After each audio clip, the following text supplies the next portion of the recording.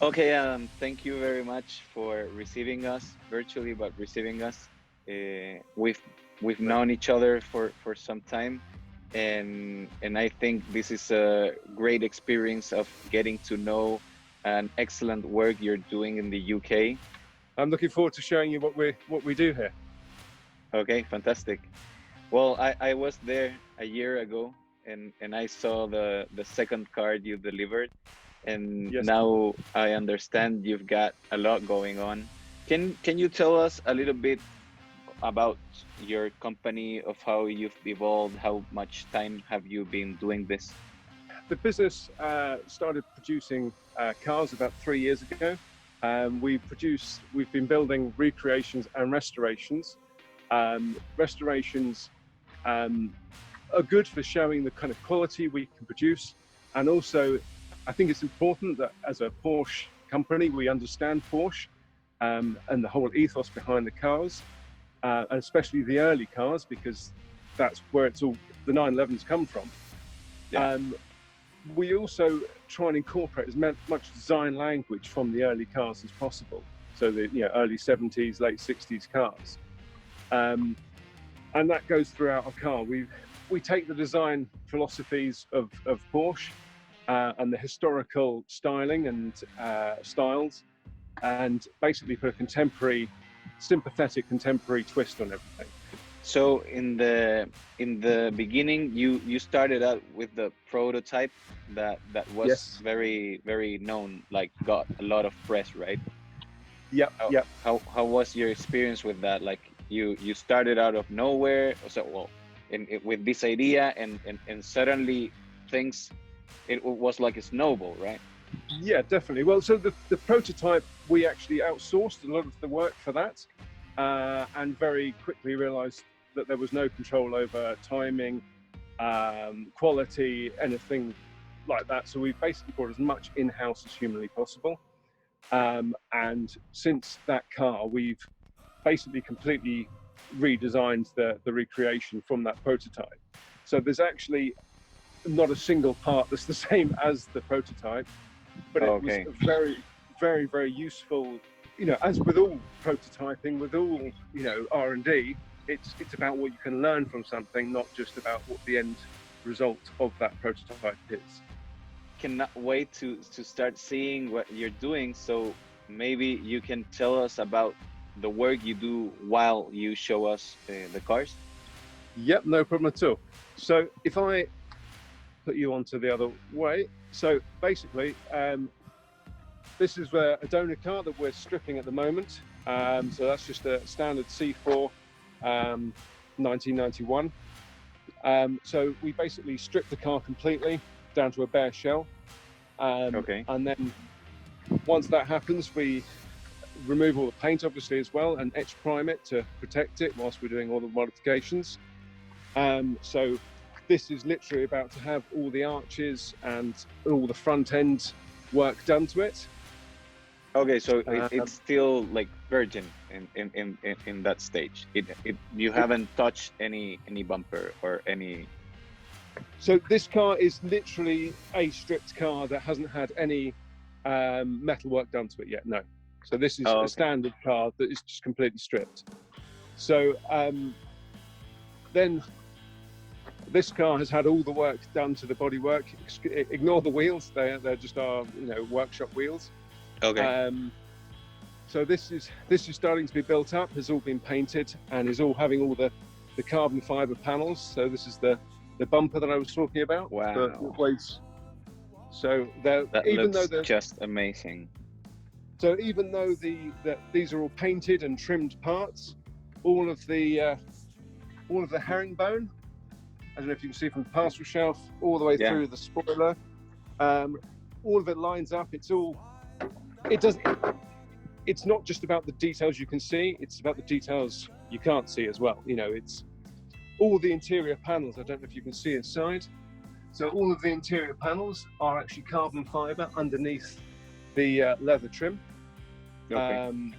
So basically, because we completely changed all the design of the car, we've created our own interior panels. And basically, even though you're not going to see the carbon fiber, it's it's a great product. You know, Yeah. it's stable, it's reliable, it's solid.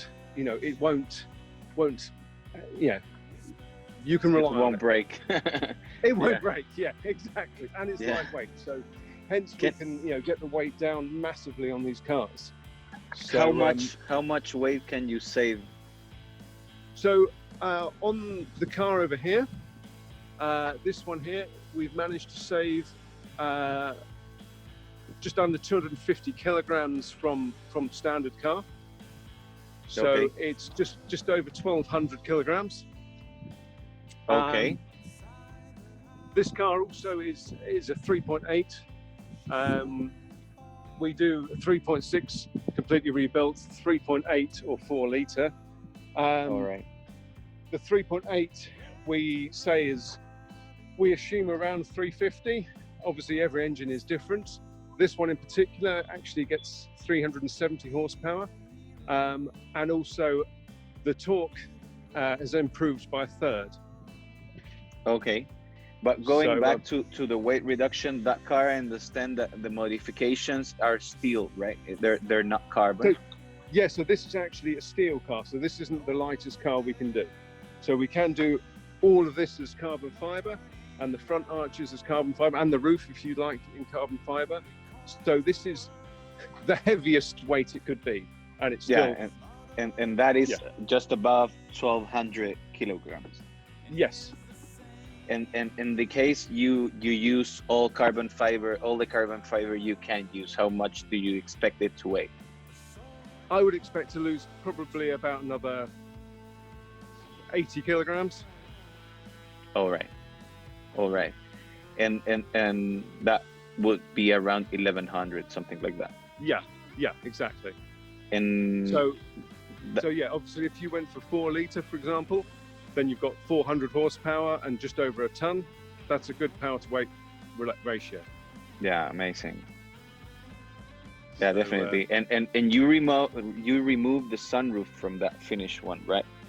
Yes. So this car was a sunroof car. We replaced the roof with an early style roof. So okay. It's got the early style holes in the back. So then we actually put a high level brake light up there. I can tell the brake lights. They're very discreet. You can't see it at all. It's one of those things where it's kind of until it turns on, you can't see it. Okay, amazing. So all of this lights up in red when you brake. Wow, like I'm really astonished. I love the rear bumper. I think you're doing something very unique there. Thank you. There's a couple of other resto-mods in going on with the 964, and I think your work with the bumpers is impeccable. Like, can you show us the front one? Yep, no problem. I think that's one of the things that separates us from most other guys that do this kind of thing. I come from a car design background. Yeah. So everything we do is done in the same way as an OEM car company would do it. So it is designed, engineered, and produced. So the fit and finish and the tolerancing is as tight as possible. It's just important to make it the fit and finish like a modern car, but still have the feel of a classic. Yeah, I think there's the magic behind this project, like this balance between vintage and future, and reaching like a perfect car that makes you feel you're driving a roots car, like a raw car, but at the same time with nowadays technology. And maybe you can show us with the unfinished car you've got right next to you, like how does it look? How does it look when it's not finished? Like, so we can see the jump from. So, if I can lift that bonnet. So here you go. So for instance, I haven't shown you the front. Basically, if I take it there. So if I can show you this. So this is the standard 964 front end. Okay. And as you can see, we completely changed that, and So we have an oil cooler that goes at the bottom, and then we have dual air conditioning condensers, and we basically put everything. Move that out of the way. So we basically move all the air conditioning pump and the power steering from the top of the engine to right here. So it's basically between the wheels and as low as possible to lower the center of gravity and make the weight distribution front to rear much better. Oh, so you changed the center of gravity of the car. Yeah. So we made it as close to 50-50 as we could. Obviously, with an engine in the back, that's you can only do so much. Yeah. No, but yeah, we've moved as much weight forwards and down as possible. Oh, okay. So basically, what we do is we actually move the track out by 30 mil in the same position as the RS, the 94 RS, which means so it's wider. Yes. So the track is wider, but it means we can still have slimmer wheels, so that the handling is good. Okay. Because you don't want the car to tram line. So, I mean, this is the standard front wheel, and as you can see, it almost fills the arch. But then, obviously, when you put the proper wheels on, it fills the arch properly. How much bigger are the wheels from in the new car, in the final version? So, on this car, you have 275 40 17s on the rear. Okay.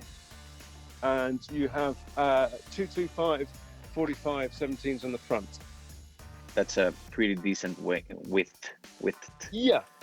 So basically, because, like I was saying earlier about trying to stick to the Porsche ethos, we tried to make the wheels keep it to the same ratio as Porsche originally did on the 964. So, although they are bigger than the original cars, they've both gone up front and rear by the same proportion, ratio-wise, percentage.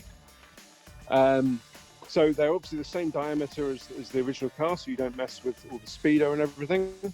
But obviously, you're not messing with the handling either, because if you're keeping the same ratio of front to rear size, that just helps keep the car drive like a 911.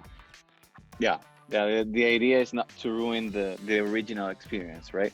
No. At the end of the day, Porsche knew what they were doing when they built these 964s. They're great cars. They're great base cars to start with. You know, we're just improving on what's there rather than trying to reinvent it.